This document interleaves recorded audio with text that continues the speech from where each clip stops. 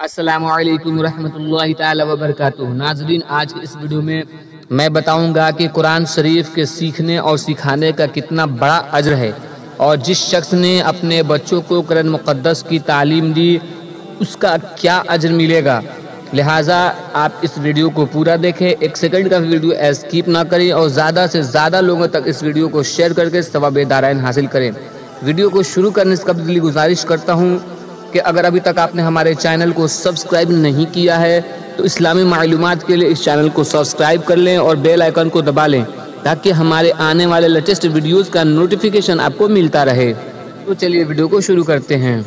دنیا میں جتنے بھی مذاہب ہیں، ان تمام مذاہب عالم میں جو سب سے اعلیٰ و ارفع مذہب ہے وہ مذہب اسلام ہے، اور جتنا زور تعلیم و تربیت پر مذہب اسلام دیتا ہے، دنیا میں کوئی ایسا مذہب نہیں جو تعلیم پہ اتنے زیادہ زور دیتا ہے، کیونکہ جب قرآن مقدس کا نزول ہوا اور پہلی جو بسم اللہ الرحمن الرحیم، اللہ کے نام سے شروع جو نہایت مہربان ہمیشہ رحم فرمانے والا ہے۔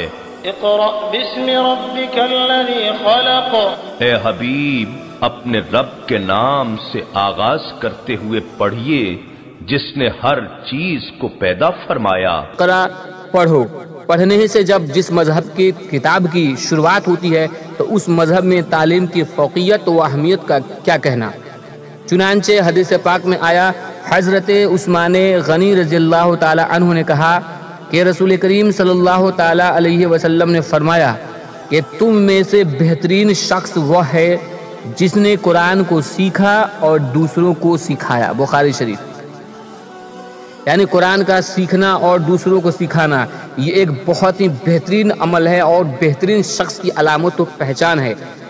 دوسری حدیث پاک حضرت معاذ جہنی رضی اللہ تعالی عنہ نے کہا کہ رسول کریم صلی اللہ تعالی علیہ وسلم نے فرمایا کہ جو شخص قرآن کو پڑھے اور اس پر عمل کرے تو قیامت کے دن اس کے ماں اور باپ کو ایسا تاج پہنایا جائے گا کہ اس کی روشنی دنیا کے سورج کی روشنی سے بڑھ کر ہوگی۔ سبحان اللہ۔ جبکہ سورج کو اتنا قریب فرض کر لیا جائے کہ تمہارے گھروں پر اتر آیا ہے، پھر تم سمجھ سکتے ہو کہ جب ماں باپ کا یہ مرتبہ ہوگا تو اس شخص کا کیا درجہ و مقام ہوگا جس نے قرآن کریم پڑھا اور اس پر عمل کیا۔ سبحان اللہ، سبحان اللہ۔ ناظرین، آپ نے غور کیا کہ قرآن مقدس پڑھنے اور اس پہ عمل کرنے والے کے متعلق اللہ کے رسول فرماتے ہیں کہ اس کے والدین کے سروں پہ سورج کی طرح چمکتا ہوا تاج پہنایا جائے گا۔ حضرت عبداللہ ابن مسعود رضی اللہ تعالی عنہ نے کہا کہ حضور صلی اللہ علیہ وسلم نے فرمایا کہ جو شخص کتاب اللہ میں سے ایک حرف پڑھے تو اس کو ہر حرف کے بدلے 1 نیکی ملے گی، اور ہر نیکی 10 نیکیوں کے برابر ہوگی۔ الف لام میم میں کو ایک حرف نہیں کہتا، بلکہ الف ایک حرف ہے، لام ایک حرف ہے اور میم ایک حرف ہے۔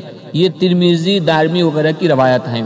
قرآن مجید میں کل 3,21,267 حروف ہیں، تو پورے قرآن کی تلاوت سے 32,12,670 نیکیاں حاصل ہوگی۔ سبحان اللہ، سبحان اللہ۔